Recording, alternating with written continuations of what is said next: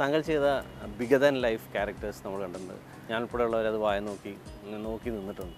പക്ഷേ അതിനുശേഷം ഇപ്പോൾ താങ്കൾ കുറച്ചുകൂടെ നാച്ചുറലായിട്ട് അല്ലെങ്കിൽ കുറച്ചുകൂടെ നമ്മൾ ലാർജ് ദാൻ ലൈഫ് അല്ലാത്ത കഥാപാത്രങ്ങളിലേക്കാണ് കൂടുതലും തിരിയുന്നത്. അതങ്ങനെ മനഃപൂർവ്വം ചെയ്യുന്നില്ല, അത് സംഭവിക്കുന്നതാണ്. ഇപ്പോൾ നമ്മളിപ്പോൾ എൻ്റെ സിനിമകളിപ്പോൾ ജനതാ ഗാരേജ് ആയാലും ഒപ്പമായാലും പുലിമുരുകനൊക്കെ സാധാരണ മനുഷ്യരിൽ നിന്ന് മാറി നിൽക്കുന്ന ആൾക്കാരാണ്, സാധാരണക്കാരനുമാണ്. പക്ഷേ രണ്ട് രീതിയിലും ആലോചിക്കാം. അപ്പോൾ ഈ ഉലഹന്നാനായാലും അപ്പോൾ അത് ഓരോ സിനിമയുടെ ഓരോ സമയങ്ങളിൽ നടക്കുന്ന അറിഞ്ഞോ അറിയാതെ നടക്കുന്ന പരിവർത്തനങ്ങളാണ്. ഒരു സമയത്ത് നരസിംഹം മറ്റേത് കാര്യങ്ങൾ എന്നൊക്കെ ഉള്ള ലാർജ് ഇതെല്ലാം ഈ എല്ലാ ക്യാരക്ടറും ലാർജർ ദാൻ ലൈഫാണ്. ഒരു മേക്ക് ബിലീഫിൻ്റെ മാക്സിമത്തിലേക്ക് കൊണ്ടുപോകാണ്. ഒരുപക്ഷെ ചില ക്യാരക്ടറുമായിട്ട് നമുക്ക് റിലേറ്റ് ചെയ്യാൻ പറ്റും. അപ്പോൾ അതിനെ അവർ വളരെ നാച്ചുറലായിട്ടൊരു ക്യാരക്ടറൊന്നും ഇപ്പോൾ ഒരു പുലിയുമായിട്ടുള്ള അങ്ങനെ ഒരാളുണ്ടായിരിക്കാം എന്ന് വിശ്വസിപ്പിക്കുന്നതാണ് മേക്ക് ബിലീഫ്. അപ്പോൾ അതിൽ നിങ്ങൾ സക്സസ്ഫുള്ളായി മാറുക എന്നുള്ളതാണ്.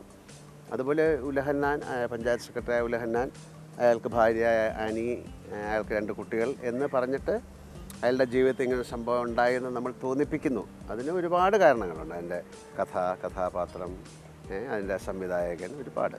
അപ്പോൾ അതിൽ ഏറ്റവും പ്രധാനപ്പെട്ട് കൂടെ നിൽക്കുന്ന ആൾക്കാരാണ്. അത്തരത്തിൽ ആനിയമ്മ ഉലഹന്നാനെ സിനിമയിൽ അഭിനയിക്കാൻ ഒരുപാട് ഹെൽപ്പ് ചെയ്തിട്ടുണ്ട്. അതിന് സ്പെഷ്യൽ താങ്ക്സ്.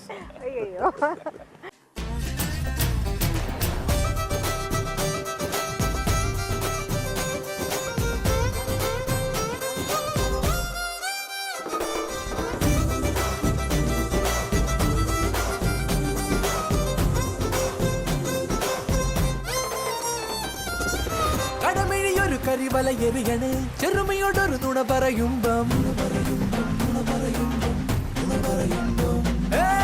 കലികാരണ് കർക്കിടകം ഒരു പെരുമഴയായി പെയ്യാണ് തകതിമിതോ. അനുരാഗം പൂക്കണതാണേ, അതുമെല്ലാം പെയ്യണതാണേ. മഴ കാണാൻ നീയും പാറിവാ, കതിരോല പക്ഷി നേരമാ.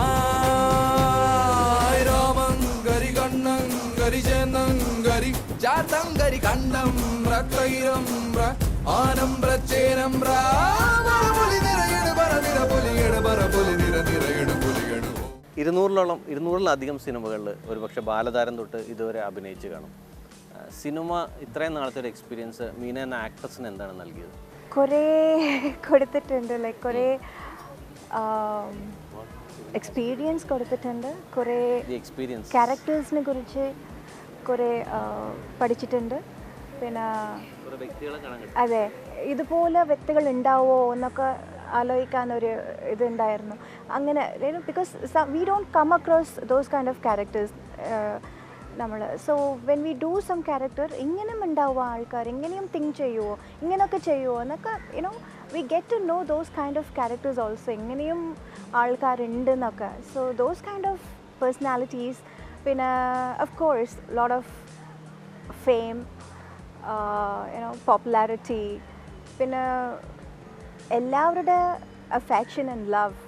That is awesome. ഇത്ര വലിയ ഒരു അഫെക്ഷനും ഒരു large scale affection and love എന്നൊക്കെ കിട്ടുന്നത് എല്ലാവർക്കും കിട്ടില്ല. So I am very fortunate in that way. Next generation കൂടെ സിനിമയിലേക്ക് വരികയാണല്ലേ? ആക്ച്വലി അത് ഒറ്റ ഫിലിമേ ചെയ്തിട്ടുള്ളൂ എൻ്റെ മോള്. ഇനി കൂടുതൽ ചെയ്യുമോ എന്ന് എനിക്കറിയില്ല. It depends. ഇപ്പോൾ എനിക്ക് I'm not very sure and I want her to concentrate on studies. അവരുടെ childhood let her enjoy the childhood, അത് തിരിച്ച് കിട്ടില്ലല്ലോ. സോ സിനിമ നമുക്ക് എപ്പോൾ വേണമെങ്കിലും ചെയ്യാം. But that childhood, that kind of that പ്രായം, innocence, that friends, that studies, അത് തിരിച്ച് കിട്ടില്ല. So let her just enjoy the childhood right now. അതാണ് ഞാൻ വിചാരിക്കുന്നത്. കുടുംബ പശ്ചാത്തലമുള്ള ഒരുപാട് സിനിമകൾ താങ്കൾ ചെയ്തിട്ടുണ്ട്, ഒരുപാട് വിജയകരമായ സിനിമകൾ താങ്കൾ ചെയ്തിട്ടുണ്ട്. ഈ സിനിമ അതിൽ നിന്ന് എന്തെങ്കിലും മാറ്റി നിർത്തുന്നുണ്ടോ? അല്ല, എനിക്ക് തോന്നുന്നു ആദ്യമായിട്ടായിരിക്കും ഇങ്ങനെ ഒരു പ്രമേയം സിനിമയിലെടുക്കുന്നത്. മറ്റേത് നമ്മളിപ്പം ദൃശ്യമായാലോ അതൊക്കെ വളരെ ഒരു എലിമെൻ്റ് ഓഫ് ഒരു പേടിയും കാര്യങ്ങളും ഒരു സസ്പെൻസൊക്കെ ഉണ്ട്. ഇതിൽ സസ്പെൻസും അങ്ങനെയുള്ള വളരെ സിമ്പിളായിട്ടുള്ളൊരു തീമാണ്. അത് നമ്മുടെ നെക്സ്റ്റ് അല്ലെങ്കിൽ അയാളുടെ കുട്ടികളിലേക്ക് അതെങ്ങനെ അഫക്റ്റ് ചെയ്യുന്നു, അവരെങ്ങനെ അവരുടെ ജീവിതത്തെ മനസ്സിലാക്കുന്നു എന്നൊക്കെയുള്ള ചെറിയ കാര്യങ്ങൾ ഒരു വലിയ ക്യാൻവാസിലൂടെ പറഞ്ഞിരിക്കുന്നതാണ്.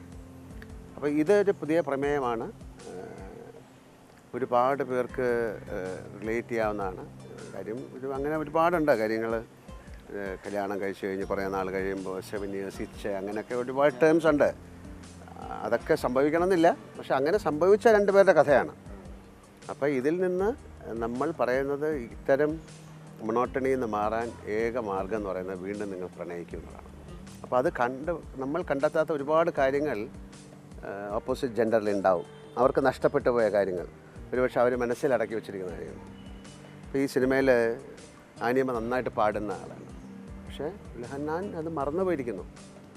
പണ്ടെങ്ങോ പള്ളി കൊയറിൽ പാടിയത് ഓർമ്മയുണ്ട്, അല്ലെങ്കിൽ ബാത്റൂമിലും ബെഡ്റൂമിലൊക്കെ. അതെന്ന് പറഞ്ഞാൽ ഏറ്റവും നല്ല ഒരു എലിമെൻ്റാണ്. അത് അയാൾ മറക്കാൻ കാരണം അയാൾക്ക് ഉള്ള ചില പ്രോബ്ലങ്ങളാണ്. പക്ഷെ അതിനെ വീണ്ടും കണ്ടെത്തുകയും അതിലൂടെ അവർ സഞ്ചരിക്കുകയും ചെയ്യുമ്പോൾ ഒരു പുതിയ വാതിൽ തുറക്കണം. അങ്ങനെ ഒരുപാട് വാതിലുകൾ തുറന്ന് ഏറ്റവും മനോഹരമായ ഒരു ജീവിതത്തിലേക്ക് അവർ പോവുകയാണ്. അപ്പം വളരെ റിയലിസ്റ്റിക്കായിട്ടൊരു ഫിലിമായിട്ടത് കാണണം.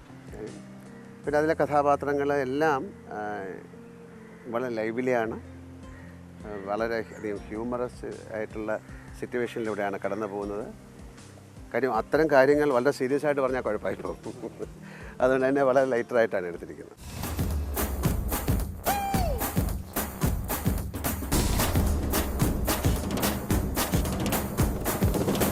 ഇതുവഴിയെ പുലരി വെളുക്കും വിരിയുമരിക നീലാകാശം.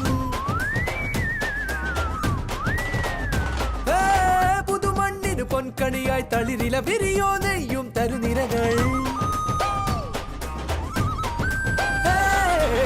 കരിമേഘം പോയി മറഞ്ഞ് നിറമെല്ലാം വാരി നിറഞ്ഞ് കുറുകുന്നേ ഓമൽ പ്രാവുകൾ. കഥമൂടി കാറ്റിൻ തുമ്പി